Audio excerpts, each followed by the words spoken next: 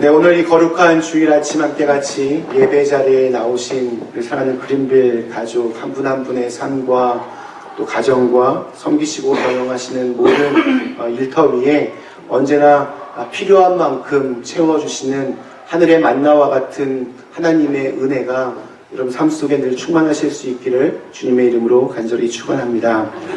네, 우리 그 아이들은 참 귀엽습니다. 그리고 굉장히 순진합니다. 그래서 어른들은 생각하지 못하는 너무나 기발한 일들을 참 많이 합니다. 우리 아르헨티나에 사는 한 아이의 기도를 한번 들어보십시오. 내가 어른이 되면 하늘까지 사다리를 놓겠어요. 하늘의 별을 모두 따서 친구들에게 나누어 주겠어요. 하지만 어머니께는 보름달을 따서 드릴 거예요. 그러면 우리 집은 언제나 밝고 따뜻해져서 엄마는 더 이상 전기요금을 내지 않아도 될 거예요. 이렇게 기도를 했습니다. 뭐 다른 기도도 있습니다. 다른 아이들의 기도들. 하나님, 왜 한 번도 TV에 안 나오시는 거예요? 너무 보고 싶어요. 하나님, 저 로버트예요. 남동생이 너무 갖고 싶은데 엄마는 아빠한테 부탁하라고 하고 아빠는 하나님께 부탁하래요. 하나님은 하실 수 있으시죠? 하나님 파이팅! 그리고 또 이런 기도도 있습니다. 하나님, 꽃병을 깬 건 정말 제가 아니라 도날드가 그런 겁니다. 제가 정말 아닙니다. 분명하게 그렇게 생명책에 써 놓아주세요. 우리 아이들, 우리 어린이들의 기도는 이렇게 정말 순수하고 천진난만합니다. 그러나 어린이가 언제까지나 어린이로 남아있지는 않습니다. 나이가 60, 70 됐는데 계속 이런 기도를 하면 머리에 꽃을 꽂아야 됩니다. 흐르는 세월과 함께 어린이는 청년이 되고 청년은 장년이 되고 장년은 이제 노년이 됩니다. 세월의 흐름에 따라 이렇게 보면 사람만 변하는 것이 아니라 환경도 변하고 환경의 변화에 따라 또 우리가 드리는 기도 역시 변하게 마련입니다. 결혼을 했지만 오랫동안 자녀를 얻지 못했던 한 여인이 있었습니다. 그래서 그녀가 간절한 마음을 하나님께 기도를 합니다. 하나님, 더 이상은 제가 욕심 부리지 않겠습니다. 우리 부부에게 딱 한 명만 우리 귀여운 우리 아기를 저에게 주십시오. 근데 감사하게도 그 기도가 응답이 되었습니다. 임신을 합니다. 일단 뱃속에 이제 생명이 이렇게 뛰고 있으면 당연히 기도 또한 바뀌기에 마련입니다. 하나님, 제발 이 아이가 이 뱃속에서 잘 자라나서 무사하게 안전하게 이렇게 순산하게 해주세요. 그때는 정말 아이만 잘 나면 더 이상 바랄 게 없을 것처럼 느껴졌습니다. 아이를 막상 낳고 보면 기도하는 일이 훨씬 더 다양해지고 또 더 많아집니다. 하나님, 오늘 우리 아들이 어린이집에 갔습니다. 안전하게 잘 도착하고 잘 놀다가 오게 해주세요. 하나님, 우리 아들이 공부 잘해서 좋은 대학 갈 수 있게 해주세요. 이 여인의 기도는 그칠 날이 없습니다. 꼬리에 꼬리를 물고 계속해서 새로운 기도의 제목들이 나옵니다. 대학교를 졸업하면 하나님, 우리 아들이 좋은 직장을 얻게 해주세요. 하나님, 우리 아들이 좋은 여자를 빨리 만나서 빨리 정말 좋은 가정을 이룰 수 있도록 인도해 주세요. 그러다가 막상 여자 하나를 이렇게 딱 데리고 오면 하나님, 우리 아들이 사귀는 저 처녀가 마음에 들지 않습니다. 더 좀 좋은 짝을 좀 만나게 해주세요. 이쯤 되면 이 며느리가 될 사람을 둘러싸고 어머니와 아들의 갈등도 점점 심해집니다. 그러면 결국에는 자식 이기는 부모 없습니다. 그래서 막 결혼을 하게 되면 어머니의 기도가 또 이렇게 변합니다. 하나님, 드디어 우리 아들이 결혼을 합니다. 비록 마음에는 안 들었지만 그냥 허락했습니다. 부디 잘 살게 해주세요. 자, 그러면 여기까지 기도했으면 이제 또 제가 반대하는 그런 처자와 결혼한 아들이 너무 괘씸해서 앞으로 더 이상은 이제 기도하지 않을까요? 그렇지 않습니다. 기도가 한 바퀴를 다시 돌아서 다시 원점부터 시작하게 됩니다. 하나님, 우리 며느리에게 아기 하나만 허락해 주세요. 하나님, 며느리가 잘 순산하게 해주세요. 하나님, 우리 손자가 어린이집에 갑니다. 오고 가는 길 잘 지켜주시고 공부 잘하게 해주시고 좋은 대학 가고 좋은 직장 얻게 해주세요. 좋은 짝 만나게 해주세요. 자기가 했던 그 기도가 다시 되돌아서 다시 똑같이 하게 됩니다. 이것이 어떻게 보면 우리네 삶이고 또 그 삶에 따르는 기도입니다. 한 여인의 기도와 더불어서 꽃다운 신부에서 아이의 엄마로, 아이의 엄마에서 할머니로 바뀌고 어느덧 머리가 이제 희끗희끗해집니다. 이렇게 보면 이 지금 기도를 드렸던 이 여인은 변하는 많은 것들과 변하지 않는 것들 사이를 헤치며 살아왔다 말할 수 있을 것입니다. 우선 여러분, 변하는 것들은 무엇이 있었겠습니까? 우선 그녀 자신이 변했습니다. 소녀였다가 할머니가 되었습니다. 남편도 변했습니다. 더 이상 과거에 씩씩하고 늠름했던 남편이 아닙니다. 허리도 구부정해지고 발걸음도 늦어지고 여기저기 아프다는 말을 입에 달고 삽니다. 아이들도 변해갑니다. 아장아장 걸으며 재롱을 피우던 아이들이 자라서 결혼을 하고 손자, 손녀를 안겨줍니다. 아마 환경도 변했을 겁니다. 신혼 초에 가진 거 없었던 가난했던 부부가 열심히 평생을 일해서 그래도 어느 정도 살 수 있는 기반을 마련합니다. 찾아오는 손자, 손녀들에게 용돈도 줄 수 있는 형편이 되기도 합니다. 혹은 그 반대가 될 수도 있습니다. 처음에는 꽤 여유 있게 시작했는데 넉넉하게 살았지만 나이가 들면서 이런저런 안 좋은 일들이 생겼고 또 그래서 어려워진 노후를 맞이하는 분들도 아마 있을 겁니다. 건강 상태도 변합니다. 굉장히 병약했던 이들이 건강해지거나 혹은 건강하던 이가 갑자기 병을 얻기도 합니다. 주변 사람들도 변합니다. 예전 친구들은 멀리 떠나기도 하고 또 때로는 관계가 소원해지기도 하고 또한 이미 세상을 떠나기도 합니다. 또 그 대신 그들의 자리를 어느 누군가 새로운 사람들이 나타나서 그들의 자리를 메꾸어주고 새로운 말벗이 되어줍니다. 세상은 변합니다. 갈수록 인심이 각박해집니다.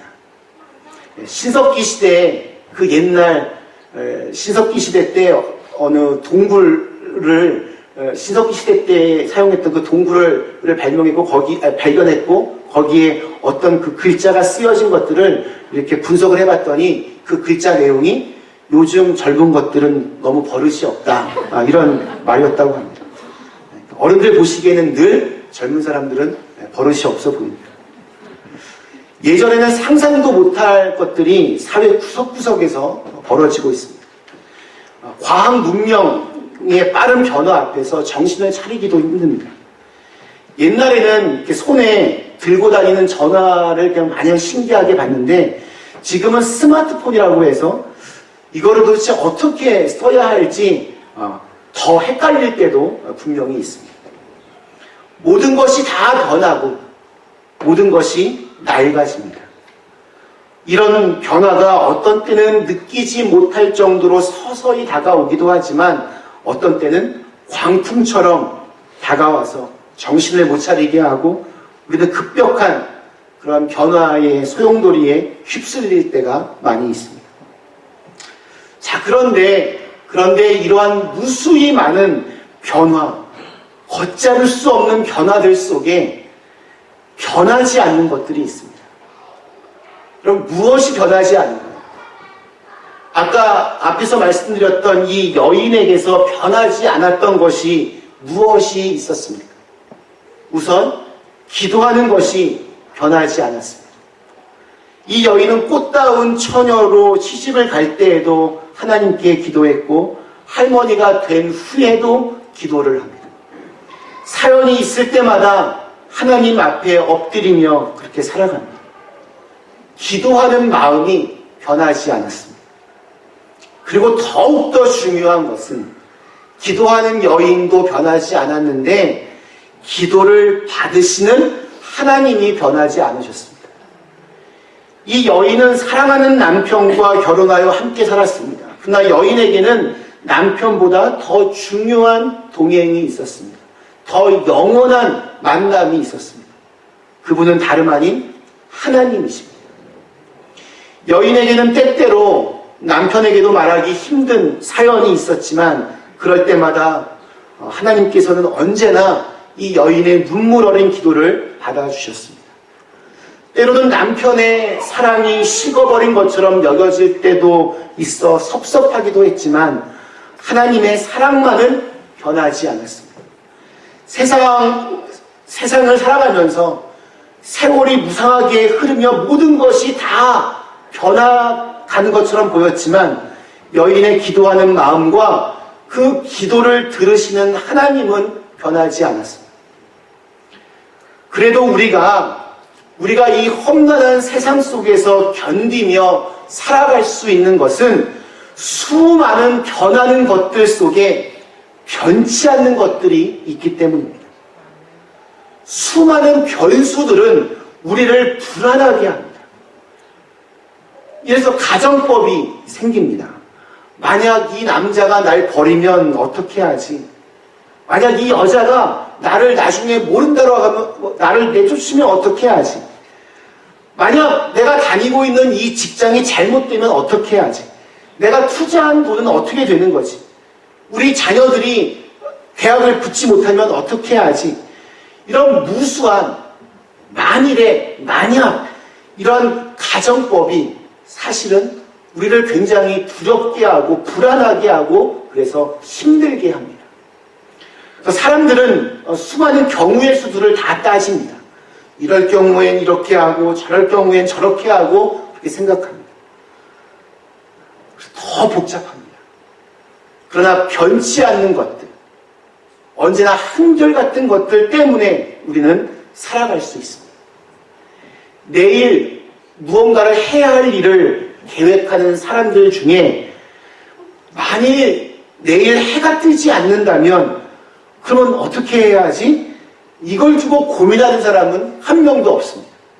아침에 해가 뜨는 것이 너무나 당연한 일이기 때문에 그렇습니다. 그건 변치 않는 진리입니다. 변하는 것들은 우리를 불안하게 하지만 변하지 않는 것들이 우리에게 용기를 줍니다. 변치 않는 것들 중에 최고는 바로 하나님이십니다. 하나님께서는 영원 전부터 영원까지 계시는 분입니다. 하나님께서는 언제나 전지전능하신 분입니다. 어디에나 계십니다. 하나님의 사랑은 변치 않습니다. 그래서 히브리서 13장 8절은 예수 그리스도는 어제나 오늘이나 영원토록 동일하시니라 라고 선포합니다. 저희 교회 친교실 그 입구 옆 벽면에 영어로 붙어있는 말씀이 바로 그 말씀입니다. 하나님의 말씀도 변치 않습니다. 우리 베드로전서 1장 24절 25절에 보면 그러므로 모든 육체는 풀과 같고 그 모든 영광은 풀의 꽃과 같으니 풀은 마르고 꽃은 떨어지되 오직 주의 말씀은 세세토록 있도다. 오직 주의 말씀은 세세토록 있도다. 신앙생활은 정말 수많은 변화의 한 복판에 서 있는 우리 자신을 변하지 않는 하나님께 연결시키는 작업이라고 말할 수 있습니다. 하나님과 연결이 될 때 우리는 쓸데없는 변화들에 쓸데없이 걱정하지 않고 중심을 바로잡고 바로 설 수 있습니다. 오늘 읽은 이 시편의 말씀은 다윗이 지은 시입니다. 다윗은 평생을 하나님께 그렇게 붙들어 매고 하나님을 붙들어 매고 살았던 사람입니다. 다윗의 생애 전체를 한번 상상해 보십시오. 그 사람은 인생의 단계마다 아마 분명히 이렇게 기도했을 겁니다. 아주 어린 시절, 그냥 양치기 목동이던 시절, 그는 양떼를 먹이면서 기도를 합니다. 연약한 이들의 보호자 되시는 여호와 하나님, 저와 양떼들을 사나운 맹수로부터 지켜주시고 보호해 주옵소서. 사무엘이 와서 장차 이스라엘의 왕이 될 사람으로 기름을 부은 후에 다윗은 분명히 이렇게 기도했을 것입니다. 사람을 세우시는 하나님, 부족한 저를 택하셨습니다. 여호와여, 내가 도대체 무엇이기에 이렇게 저를 알아주시고 제가 무엇이기에 이토록 나를 생각하시나이까? 부디 원하옵건대 어려운 백성의 목자로 잘할 수 있도록 저의 역량을 키워주시고 인도해 주옵소서. 분명히 이렇게 기도했을 겁니다. 전쟁터에서 골리앗을 향해 나아갈 때는 만군의 여호와 하나님, 저 블레셋 사람이 하나님과 이스라엘을 모독하고 있습니다. 이제 제가 일어나 나가겠습니다. 저에게 승리를 주시고 이스라엘을 구원하사 영광을 받으시옵소서. 분명히 기도했을 겁니다. 훗날 시기심에 눈이 먼 사울왕에게 쫓길 때는 우리가 잘 아는 대로 여호와는 나의 목자시니 내게 부족함이 없으리로다. 그가 나를 푸른 풀밭에 누이시며 쉴만한 물가로 인도하시는도다. 내 영혼을 소생시키시고 자기 이름을 위하여 의의 길로 인도하시는도다. 내가 사망의 음침한 골짜기로 다닐지라도 해를 두려워하지 않을 것은 주께서 나와 함께 하시니라. 주의 지팡이와 막대기가 나를 안위하시나이다. 믿음의 기도를 분명히 드렸을 겁니다. 왕이 되어 전쟁을 할 때에는 사무엘하 5장 19절에 있는 말씀처럼 기도했을 겁니다. 내가 블레셋 사람에게로 올라가리이까? 여호와께서 그들을 내 손에 넘기시겠나이까? 하나님께서는 그의 기도에 언제나 응답하시고 전쟁에서 승리할 방법을 가르쳐 주셨습니다. 오늘 1절 말씀에서 다윗이 그래서 이렇게 고백하고 있습니다. 나의 반석이신 여호와를 찬송하리로다. 그가 내 손을 가르쳐 싸우게 하시며 손가락을 가르쳐 전쟁하게 하시는도다. 또 다윗은 왕으로서 하나님, 백성들이 부족한 제게 복종하여 잘 따를 수 있도록 인도해 주십시오. 아마 분명히 이런 기도를 매일같이 드렸을 겁니다. 하나님께서 어떻게 응답을 하셨습니까? 2절 말씀입니다. 여호와는 나의 사랑이시요 나의 요새시요 나의 산성이시요 나를 건지시는 이시요 나의 방패이시니 내가 그에게 피하였고 그가 내 백성을 내게 복종하게 하셨나이다. 그가 중년에 이르러서 정말 세상적으로 모든 것이 다 잘 되었을 때 그는 밧세바와 간음하여 죄를 범했습니다. 그때도 역시 그는 기도했습니다. 우리가 잘 아는 대로 시편 51편에 있는 것처럼 우슬초로 나를 정결하게 하소서. 내가 정하리이다. 나의 죄를 씻어주소서. 내가 눈보다 희리이다. 내게 즐겁고 기쁜 소리를 들려주시사 주께서 꺾으신 뼈들도 즐거워하게 하소서. 주의 얼굴을 내 죄에서 돌이키시고 내 모든 죄악을 지워주소서. 하나님이여 내 속에 정한 마음을 창조하시고 내 안에 정직한 영을 새롭게 하소서. 이제 노년이 되어서 몸과 마음도 약해지고 건강의 위협을 받게 되었을 때 시편 39편 12절 13절에서 그는 이렇게 기도합니다. 여호와여 나의 기도를 들으시며 나의 부르짖음에 귀를 기울이소서. 내가 눈물을 흘릴 때 잠잠하지 마옵소서. 나는 주와 함께 있는 나그네이며 나의 모든 조상들처럼 떠도나이다. 주여 주는 나를 용서하사 내가 떠나 없어지기 전에 나의 건강을 회복시키소서. 이게 다윗의 인생이었습니다. 평생 어려웠습니다. 평생 위기를 겪었습니다. 그 대신 다윗은 언제나 자신의 이 흔들리는 인생을 변치 않는 하나님께 붙잡아 메었습니다. 그렇게 매는 끈이 바로 기도입니다. 그는 모든 것은 변하고 다 흔들려도 하나님께서는 변치 않는 분이심을 알았습니다. 마치 흔들리는 배가 흔들리지 않는 항구에 이렇게 정박하는 것과 같았습니다. 그는 그렇게 해서 자신의 삶을 이렇게 아름답고 신실하게 지켜나갔습니다. 우리도 기도를 통해 인생을 하나님께 묻고 살기를 원합니다. 다윗은 오늘 시편 마지막 15절에서 이렇게 선포합니다. 이러한 백성은 복이 있나니 여호와를 자기 하나님으로 삼는 백성은 복이 있도다. 여호와를 자기 하나님으로 삼는 방법은 바로 기도하는 것입니다. 하나님을 의지하는 것입니다. 눈물의 기도, Crying in the Chapel이라고 하는 노래가 있습니다. 이 곡은 1965년 부활절 특별 앨범에 포함되었는데 그 이후에 6주간이나 빌보드 차트 1위에 올랐습니다. 그 노래 가사가 이렇습니다. 예배당 안에서 울고 있었네. 내가 흘린 눈물은 기쁨의 눈물. 그 충만함의 의미를 아네. 이제 주님이 함께 하시니 기쁘네. 겸손한 사람들이 기도하러 오는 평범하고 간소한 예배당. 매일매일 나를 더 강하게 해달라고 주님께 기도드립니다.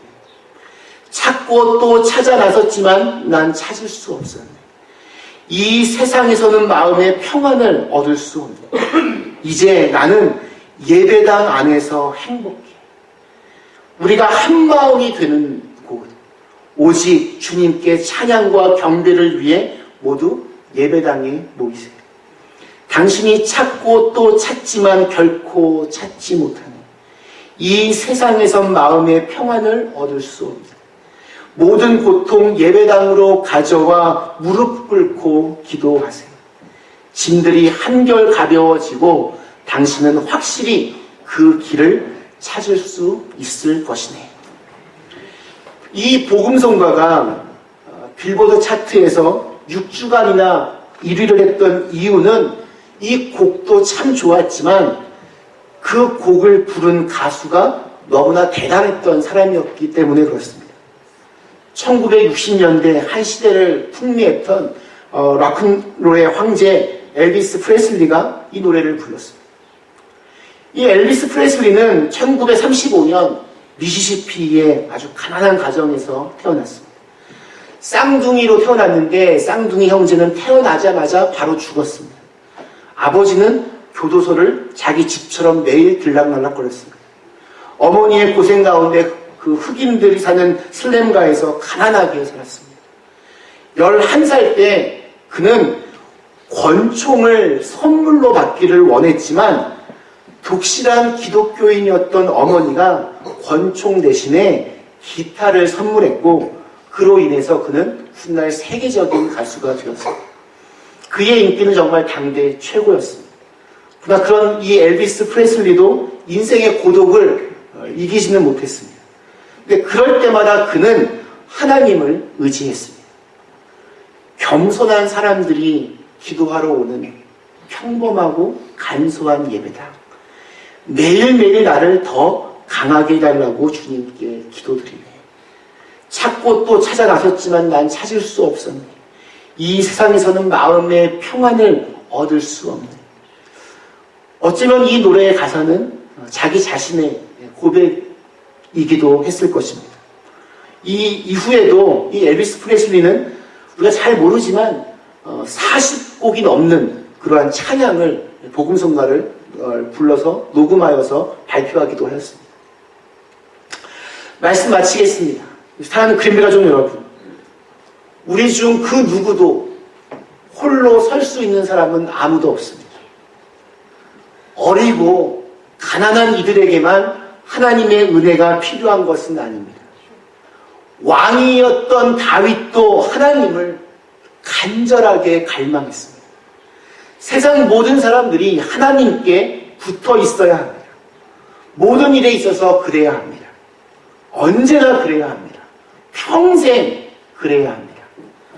철부지 아이에서 노인이 되기까지 하나님께 붙어 있어야 됩니다. 이 모든 인생의 단계마다 기도해야 합니다. 변하는 것들 속에서 변치 않으시는 하나님을 붙잡아야 됩니다. 하나님께 기도하는 우리의 마음이 변치 않기를 주님의 이름으로 축원합니다. 그래서 부활절을 끝내고 새로운 시간을 살아내는 저와 여러분 모두가 평생을 이렇게 하나님 앞에 엎드리는 사람으로, 기도하는 사람으로 살아가실 수 있게 되기를 주님의 이름으로 간절히 축원합니다. 우리 주신 말씀을 생각하며 잠시 함께 같이 기도하시겠습니다.